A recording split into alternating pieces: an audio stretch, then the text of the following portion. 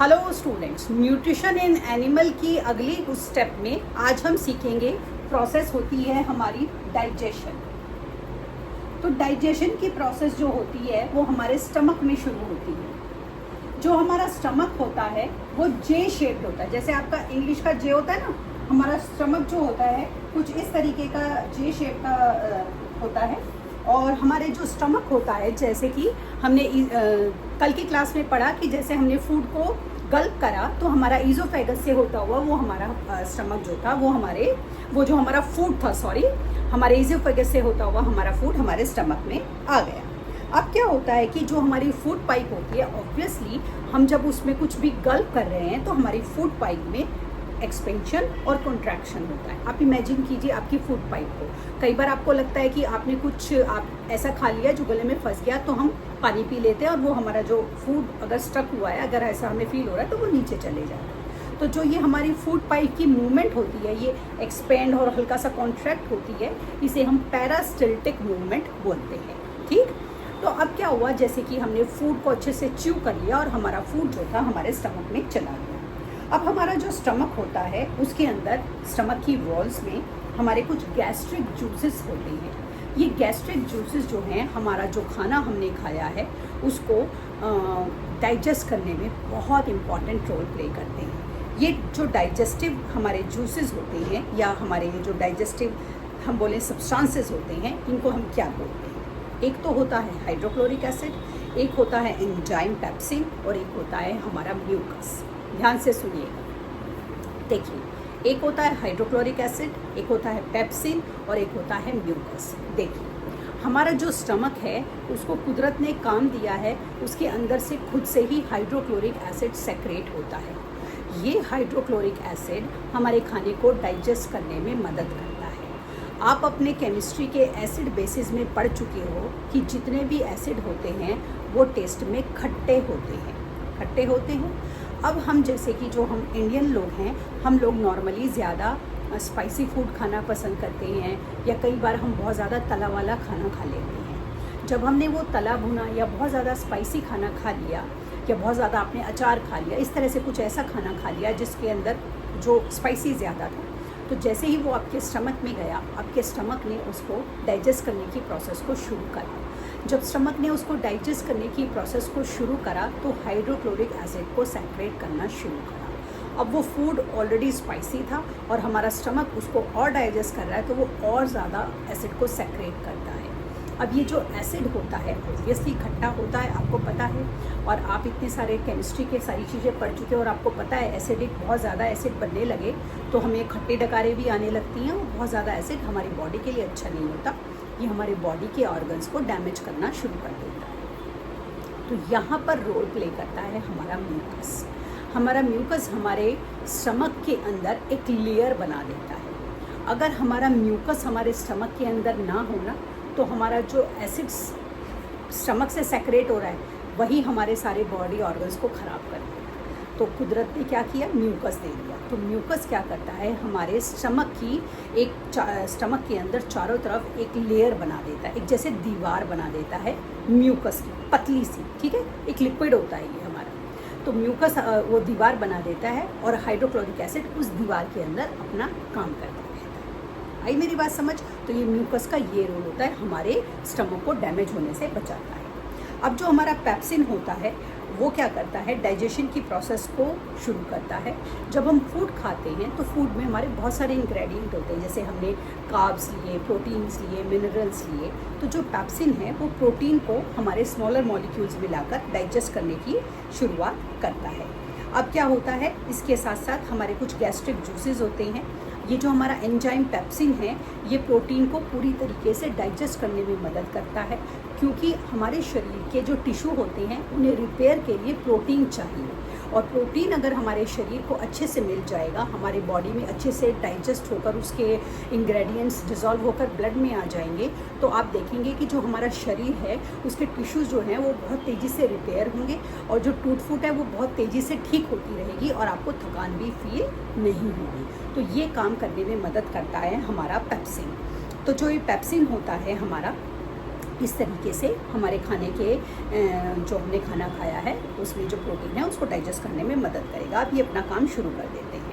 अब जब स्टमक के अंदर ये सारा काम इतना अच्छे से हो गया कि डाइजेशन हो गया और स्टमक को लग रहा है कि अब उसने सारा इतना अच्छा काम कर लिया और उसका काम अब यहाँ पर ख़त्म हो गया, क्योंकि डिवीज़न ऑफ लेबर है, हम मल्टी सेल्युलर ऑर्गेनिज्म हैं। तो स्पिंस्टर हमारी जो होती है एक मसल होती है स्टमक के अंदर, वो मसल जो है हमारी उस फूड को जो अब स्टमक के अंदर डाइजेस्ट हो चुका हमारे इंटेस्टाइन में भेज देती है। हमारी दो तरह की इंटेस्टाइन होती है, स्मॉल इंटेस्टाइन और लार्ज इंटेस्टाइन। तो देखिए हमारी जो लार्ज इंटेस्टाइन है और हमारी इंटेस्टाइन और हमारी स्मॉल इंटेस्टाइन, ठीक है। तो जो हमारी स्मॉल इंटेस्टाइन है ये क्योंकि चौड़ी कम होती है इसलिए इसको स्मॉल बोलते हैं। ये हमारी बॉडी में करीब 6.5 मीटर लंबी होती है हमारी स्मॉल इंटेस्टाइन, समझ गए आप। और जो हमारी लार्ज इंटेस्टाइन है उसे हम बड़ा इसलिए बोलते हैं कि वो हमारी चौड़ी ज़्यादा होती है। तो जो हमारी ये स्मॉल इंटेस्टाइन है इसके अंदर 2 तरीके के हमारे ग्लैंड्स होते हैं, उनसे सेक्रेशन होता है। ये ग्लैंड हमारे कौन से होते हैं? ये होते हैं हमारे लीवर और होता है हमारा पैनक्रियास। जो लीवर होता है वो बाइल को सेक्रेट करता है। बाइल क्या होता है? बाइल एक ग्रीनिश येलो लिक्विड होता है जो कि हमारे लीवर के अंदर बनता है, लीवर के अंदर नेचुरल बनता है और हमारे लीवर के अंदर बनता है। और हमारे शरीर में एक ऑर्गन होता है जिसे हम बोलते हैं गॉल ब्लैडर। गॉल ब्लैडर के अंदर हमारा ये बाइल स्टोर होता है। बाइल की नेचर होती है अल्कालाइन, ठीक है। अल्कालाइन जानते हैं ना, केमिस्ट्री में कर चुके हैं। बाइल जो होता है हमारा नेचर में अल्कालाइन होता है और इसके अंदर कुछ ऐसे सॉल्ट होते हैं जो कि फैट, जो हमारे खाने का फैट होता है उसको ब्रेक करने में मदद करते हैं। बाइल 2 तरीके से हमारे शरीर में काम करता है। पहले तो जो एसिडिक, क्योंकि हमारा स्टमक एसिड सेक्रेट करता है, तो जो एसिडिक फूड हमारे स्टमक से हमारे शरीर में आया है ये उसको अल्कालाइन कर देता है, समझ गए। सबसे पहला काम तो जब ये उसको अल्कालाइन कर देता है तो उसके ऊपर पैनक्रियाटिक एंजाइम्स जो हैं अब एक्ट कर सकते हैं, क्योंकि फूड जो है अब वो न्यूट्रल हो गया है ऑलमोस्ट, ठीक है। अब पैनक्रियाटिक जूसेस उस पर काम करेंगे, नहीं तो पैनक्रियाटिक एंजाइम्स उसके ऊपर काम नहीं कर पाएगा, ठीक। उसके बाद जो हमारा एंजाइम्स होते हैं उन्होंने ये काम कर दिया, उसको अल्कालाइन कर दिया पहला, और उन्होंने उसको हमारा जो बाइल था उसके अंदर जो हमारे खाने के अंदर फैट था उसको ब्रेक कर दिया, ठीक। अब पैनक्रियाटिक जूसेस का काम शुरू हो गया कि भाई मैंने ये तो खाने को अल्कालाइन करके तुमको दे दिया। अब जो हमारे पैनक्रियाज हैं हमारी बॉडी में वो पैनक्रियाटिक जूसेस को सेक्रेट करते हैं जिनके अंदर डाइजेस्टिव एंजाइम्स होते हैं। ये डाइजेस्टिव एंजाइम्स 3 तरह के होते हैं, एमिलेस, ट्रिप्सिन और लिपास। तो जो हमारा स्टार्च को ब्रेक करता है वो एमिलेस होता है, जो हमारा प्रोटीन को ब्रेक करता है वो ट्रिप्सिन होता है, और जो हमारा फैट को ब्रेक करता है वो हमारा लिपास होता है, समझ गए। इस तरीके से तीनों ने अपना अपना काम कर दिया और उसके बाद इन्होंने उस फूड पर अपना अपना जो भी एक्शन था कर दिया। अब हमारा जो इंटेस्टाइन है, स्मॉल इंटेस्टाइन, उसके अंदर ये सारी प्रोसेस हो रही है।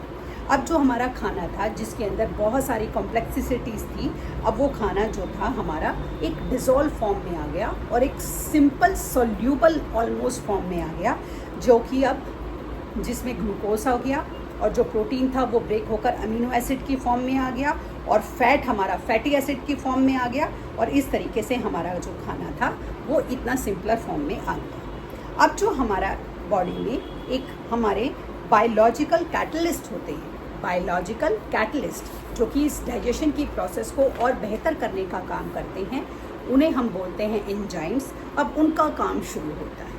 अब ये जो एंजाइम्स हैं जब ये काम शुरू करते हैं तो हमारा फूड तो अब ऑलरेडी डाइजेस्टेड फॉर्म में आ गया। हमारा फूड जो है अब हमारी ना जो स्मॉल इंटेस्टाइन होती है उसमें हमारी जैसे उंगलियां होती हैं, फिंगर लाइक प्रोजेक्शन, आप सिंपल बुक में पढ़ोगे क्या होती हैं, फिंगर लाइक प्रोजेक्शन, जैसी हमारी उंगलियां हैं इन्हें हम विलीज बोलते हैं। तो जैसे ही अब हमारे फूड के ऊपर एमिलेज, ट्रिप्सिन सब ने ये काम कर दिया हमारा, और हमारा कैटलिस्ट एंजाइम ने भी काम कर दिया, अब फूड जो है वो सिंपलर सॉल्यूबल फॉर्म में आकर एब्जॉर्बिंग फॉर्म में आ गया। तो जो विलीज होती हैं, फिंगर लाइक प्रोजेक्शन हमारी इंटेस्टाइन के अंदर बहुत सारी होती हैं, ये उस फूड को एब्जॉर्ब कर लेती हैं। तो जैसे ही ये फूड को एब्जॉर्ब करती हैं, तो अब जाकर जो हमने खाना खाया है उसके अंदर का जो न्यूट्रिशन है हमारी बॉडी में एब्जॉर्ब होना शुरू हुआ, जैसे ही विलीज ने ये काम करा। तो देखो इतनी लंबी प्रोसेस के बाद, उसके बाद ये हमारे विलीज के एक्शन के बाद ये सारा न्यूट्रिशन हमारे खून में मिक्स हो जाता है, और जैसे ही हमारे खून में मिक्स होता है हमारा ब्लड उसको टिप टू टो हमारे हार्ट, हमारे शरीर के हर हिस्से तक उसको पहुंचा देता है। तो अब जाकर हमारे शरीर में डाइजेशन की प्रोसेस शुरू हुई। इसीलिए कहा जाता है कि खाना को जब हम किसी भी एक मील को, कंप्लीट मील को करते हैं, चाहे हमने ब्रेकफास्ट किया, चाहे हमने लंच किया या हमने डिनर करा, उसको डाइजेस्ट होने में करीब 2 घंटे लग जाते हैं, क्योंकि आप खुद देखें ना कितनी लंबी प्रोसेस है। अब इसके बाद हमारे शरीर को जो नहीं चाहिए वो हमारा लार्ज इंटेस्टाइन में चला जाता है, और लार्ज इंटेस्टाइन में से हमारा बॉडी उसको एक्सक्रीट कर देता है। इस तरीके से डाइजेशन इन मल्टी सेलुलर ऑर्गेनिज्म की प्रोसेस कंप्लीट हो जाती है।